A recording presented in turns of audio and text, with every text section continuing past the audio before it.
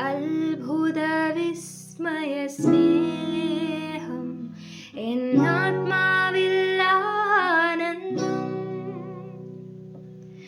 ജീവനെ നൽകിയ സ്നേഹം എൻ ജീവന്റെ ആധാരം. ഓ എൻ ജീവന്റെ ആധാരം. സുഭാഷിതം.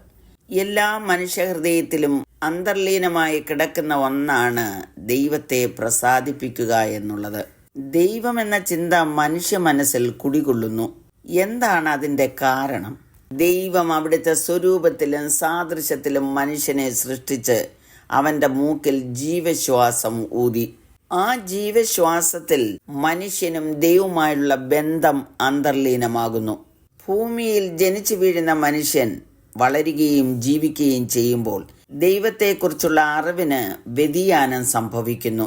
തൻ്റെ അറിവിൽ നിന്നുകൊണ്ട് ദൈവത്തെ പ്രസാദിപ്പിക്കുവാൻ പല മാർഗങ്ങളും സ്വീകരിക്കുന്നു. അതിൽ സംതൃപ്തി നേടുവാനും ആഗ്രഹിക്കുന്നു. ഒരു നിമിഷം അവിടെ നിന്നുകൊണ്ട് എൻ്റെ പ്രവൃത്തി ദൈവത്തിന് പ്രസാദമായോ, ഞാൻ ശരിയായ മാർഗമാണോ സ്വീകരിച്ചിരിക്കുന്നത് എന്ന് ചിന്തിക്കാറുണ്ടോ?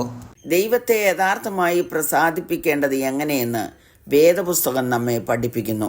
വേദപുസ്തകത്തിലെ ഓരോ പുസ്തകത്തിൽ നിന്നും നാം ചിന്തിച്ചു വരികയായിരുന്നുവല്ലോ. ഇപ്പോൾ നാം ചിന്തിച്ചു കൊണ്ടിരിക്കുന്ന ഹോശിയ പ്രവാചകന്റെ പുസ്തകത്തിൽ നിന്നും 6-ാം അധ്യായത്തിൻ്റെ 6-ാം വാക്യം വായിക്കുന്നു. യാഗത്തിലല്ല, ദയയിലും ഹോമയാഗങ്ങളെക്കാൾ ദൈവപരിജ്ഞാനത്തിലും ഞാൻ പ്രസാദിക്കുന്നു. ഹോശിയ പ്രവാചകനിലൂടെ ദൈവം സംസാരിച്ച ഈ വാക്കുകൾ നമ്മോടും സംസാരിക്കുന്നു. പാപപരിഹാരത്തിനും ദൈവത്തെ പ്രസാദിപ്പിക്കുന്നതിനുമായി പുരാതന കാലത്ത് യാഗങ്ങൾ നടപ്പിലാക്കിയിരുന്നു. ഇന്ന് യാഗം ചെയ്യേണ്ടതില്ല. കാരണം മനുഷ്യന്റെ പാപപരിഹാരത്തിനായി യേശുക്രിസ്തു യാഗമായി തീർന്നു. ദൈവത്തെ പ്രസാദിപ്പിക്കുവാൻ ഇറങ്ങിത്തിരിക്കുന്ന മനുഷ്യന് ദൈവം ആരാണെന്നൊരു അറിവുണ്ടായിരിക്കണം.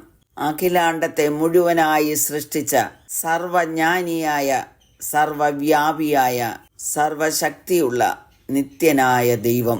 വേദപുസ്തകം പറയുന്നു, എന്നാൽ വിശ്വാസം കൂടാതെ ദൈവത്തെ പ്രസാദിപ്പിക്കാൻ കഴിയുന്നതല്ല. ദൈവത്തിൻ്റെ അടുക്കൽ വരുന്നവൻ ദൈവമുണ്ട് എന്നും തന്നെ അന്വേഷിക്കുന്നവർക്ക് പ്രതിഫലം കൊടുക്കുന്നു എന്നും വിശ്വസിക്കേണ്ടതല്ലോ. ദൈവത്തിൽ വിശ്വസിക്കുന്ന ഒരുവന് മാത്രമേ ദൈവത്തെ പ്രസാദിപ്പിക്കുവാൻ കഴിയുകയുള്ളൂ. അവൻ ചെയ്യുന്ന യാതൊരു പ്രവൃത്തി കൊണ്ടും ദൈവത്തെ പ്രസാദിപ്പിക്കുവാൻ കഴിയുകയില്ല. പൗലോസ് അതിങ്ങനെ പറയുന്നു, കൃപയാലല്ലോ നിങ്ങൾ വിശ്വാസം മൂലം രക്ഷിക്കപ്പെട്ടിരിക്കുന്നത്. അതിനും നിങ്ങൾ കാരണമല്ല, ദൈവത്തിൻ്റെ ദാനമത്രയാകുന്നു. ആരും പ്രശംസിക്കാതിരിപ്പാൻ പ്രവൃത്തികളും കാരണമല്ല. യാഗമോ നേർച്ചയോ കാഴ്ചയോ തീർത്ഥാടനമോ എന്ന് വേണ്ട, എന്തുമാകട്ടെ, ഇവ യാതൊന്നുകൊണ്ടും ജീവനുള്ള ദൈവത്തെ പ്രസാദിപ്പിക്കുവാൻ കഴിയുകയില്ല. ദാവീദ് രാജാവ് പറയുന്നത്, ഹനനയാഗം നീ ഇച്ഛിക്കുന്നില്ല, അല്ലെങ്കിൽ ഞാൻ അർപ്പിക്കുമായിരുന്നു. ഹോമയാഗത്തിൽ നിനക്ക് പ്രസാദവുമില്ല. ദൈവത്തിൻ്റെ ഹനനയാഗങ്ങൾ തകർന്നിരിക്കുന്ന മനസ്സ്, തകർന്നു നുറുങ്ങിയിരിക്കുന്ന ഹൃദയത്തെ ദൈവമേ നീ നിരസിക്കുകയില്ല. ദൈവം നമ്മിൽ പ്രസാദിക്കണമെങ്കിൽ നമ്മെ തന്നെ ദൈവത്തിന് സമർപ്പിക്കുകയാണ് വേണ്ടത്. അതായത് ദേഹവും ദേഹിയും ആത്മാവും ദൈവത്തിന് പ്രസാദകരമായി സമർപ്പിക്കുക. ഹോശിയാവ് പറഞ്ഞത് ദൈവപരിജ്ഞാനത്തിൽ പ്രസാദിക്കുന്നു. ദൈവത്തെ അറിയുന്നവനാണ് ദൈവപരിജ്ഞാനം ലഭിക്കുന്നത്. യേശു കർത്താവ് പറഞ്ഞു, എന്നെ അറിഞ്ഞുവെങ്കിൽ നിങ്ങൾ എൻ്റെ പിതാവിനെയും അറിയുമായിരുന്നു. ഇന്നു മുതൽ നിങ്ങൾ അവനെ അറിയുന്നു. യേശു തന്നെയാണ് വഴിയും സത്യവും ജീവനും. യേശുവിൽ വിശ്വസിക്കുന്നവൻ ദൈവത്തെ അറിയുന്നു. ദൈവത്തെ അറിയുന്നവന് ദൈവപരിജ്ഞാനമുണ്ട്. ദൈവപരിജ്ഞാനമുള്ളവർക്ക് മാത്രമേ ദൈവത്തെ പ്രസാദിപ്പിക്കുവാൻ കഴിയുകയുള്ളൂ. തന്നെ ഭയപ്പെടുകയും തൻ്റെ ദയയിൽ പ്രത്യാശ വയ്ക്കുകയും ചെയ്യുന്നവരിൽ യഹോവ പ്രസാദിക്കുന്നു. 1 യോഹന്നാൻ 3:22 പറയുന്നത്, അവൻ്റെ കൽപ്പനകളെ നാം പ്രമാണിച്ച് അവന് പ്രസാദമുള്ളത് ചെയ്യുന്നത് കൊണ്ട് എന്ത് യാചിച്ചാലും അവങ്കിൽ നിന്ന് ലഭിക്കും.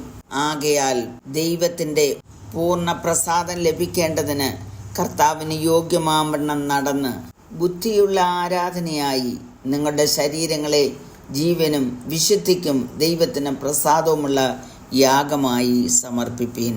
ഈ വചനങ്ങളാൽ ദൈവം എല്ലാവരെയും അനുഗ്രഹിക്കുമാറാകട്ടെ. ക്രൂശിലൻ യേശുവിൻ യാഗം എൻ പാപത്തിൻ മോചനം. ക്രൂശിൽ